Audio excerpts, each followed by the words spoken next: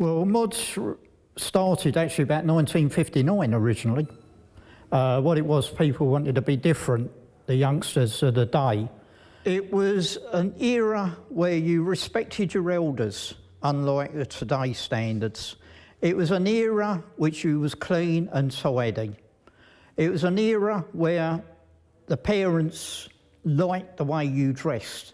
We wanted to be different to the everyday sort of rocker, biker image. We wanted to be different in the long run. So 1962, 63, 64, as I say, it really took off. We didn't know we was actually mods until 1964, the Easter bank holiday in Clacton. We got called mod, and that's how we got stuck with the name. I never sort of chose to become a rocker, but all the friends I had then, or most of the friends I had then, were rockers, and were all interested in motorbikes, and we were more or less all interested in the same type of music. It just went from there, I suppose. Well, when I first became a rocker, it was leather jacket, jeans, motorcycle boots, if you could afford them, and your hair was slicked back.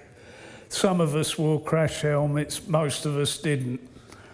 And as the time went on, as it got further into the 60s, more wore crash helmets, and protective clothing for bikes started coming out. You had the one-piece leather suit with pads in the knees and the elbows and the shoulders.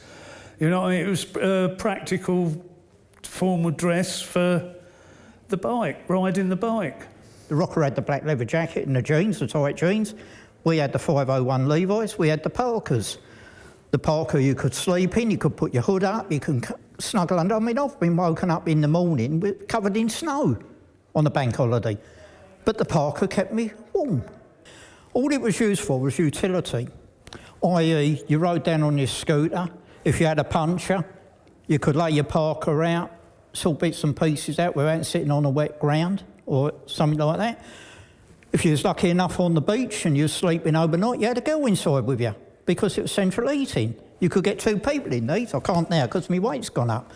But the thing was, it was a utility thing that all of a sudden it come to light that this is a good idea for mods, which distinguished the mod and the rocker. Well, I come from Margate and there were mods and rockers. Now, the local mods and rockers, we got on fine. It was only when people come down from London or other places that the friction occurred. Back in '64, when the main disturbances took place, put it that way, not riots, everybody was sleeping rough because they couldn't afford a boarding house overnight. So we was all on the beaches. We had our sleeping bags with us, our Parkers. And the rockers got to hear that we was on the beaches, so they decided to come down and give us a surprise early morning call.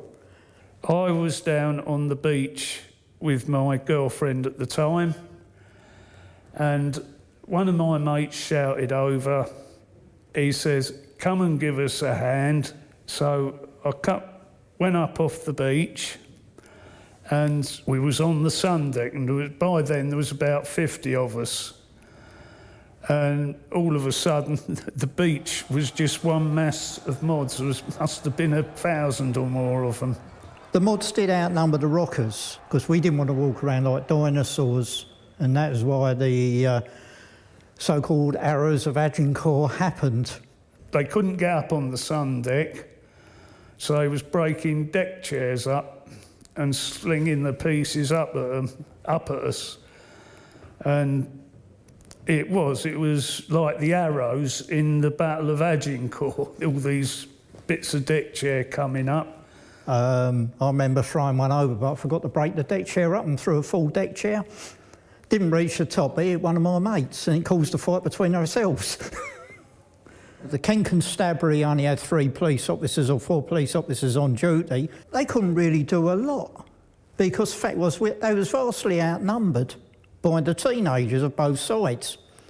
So they let us fight it out between ourselves, what fights there was, till we tired ourselves out. Then they come down and took out the weak links. The old Bill come along and sort of escorted us off of there in the end and pushed us off the seafront.